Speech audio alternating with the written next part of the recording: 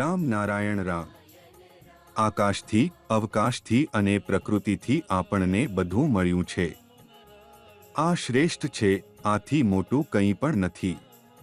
પરંતુ શું આકાશ ક્યારે તારાઓ અથવા ગ્રહ નક્ષત્રો સાથે કહે છે કે હું જ બધું છું, મારા આગળ બધું નાનું છે? માનવી જે આ પ્રકૃતિનો ઉપહાર છે, તો પછી તે શા માટે ઈર્ષ્યા અને એકબીજા પર હાવી થવાનું વાતાવરણ બનાવી રહ્યો છે? શા માટે માનવી કહે છે કે હું જ બધું છું? આ બધા પ્રશ્નો અને માનવીના સ્વભાવને બદલવાની આજ ખૂબ જ જરૂર છે, જેથી પૃથ્વી પર બધું સમાન રીતે રહી શકે। કોઈ પણ ભેદભાવ ન કરે, ઈર્ષ્યા ન કરે અથવા એકબીજા પર હાવી ન થાય।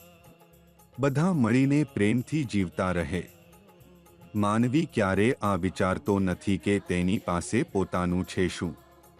તે શું પોતાના સાથે લાવ્યો છે? તે જે કંઈ મળ્યું છે તે અવકાશ, આકાશ અને પ્રકૃતિમાંથી મળ્યું છે। તેનો પોતાનો શું છે જે તે પાછું માગે છે અથવા કંઈક પર ઉપકાર દેખાડે છે? પ્રકૃતિએ આપણને બધું આપ્યું છે, શું પ્રકૃતિ તમને કંઈક પાછું માગે છે?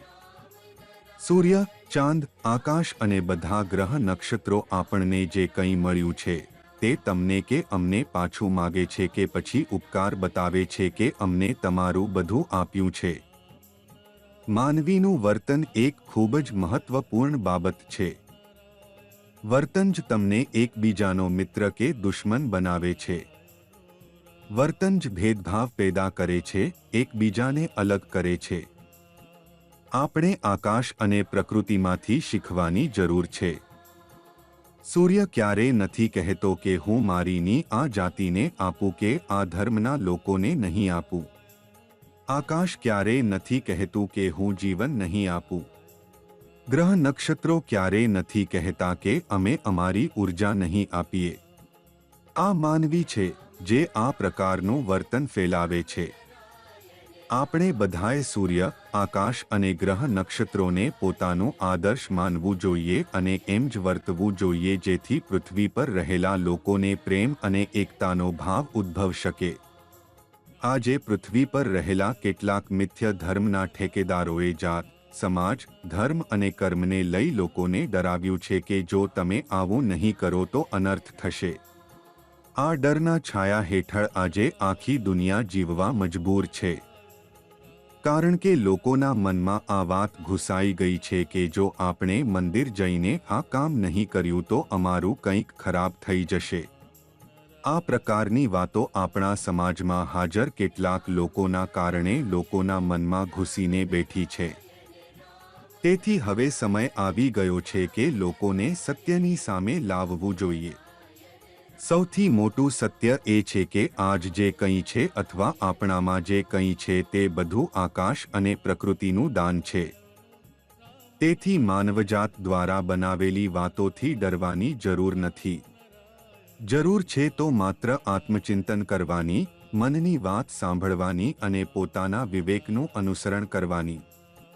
દરેક વ્યક્તિના મનમાં વિવેક અને ચેતના રહેલી છે।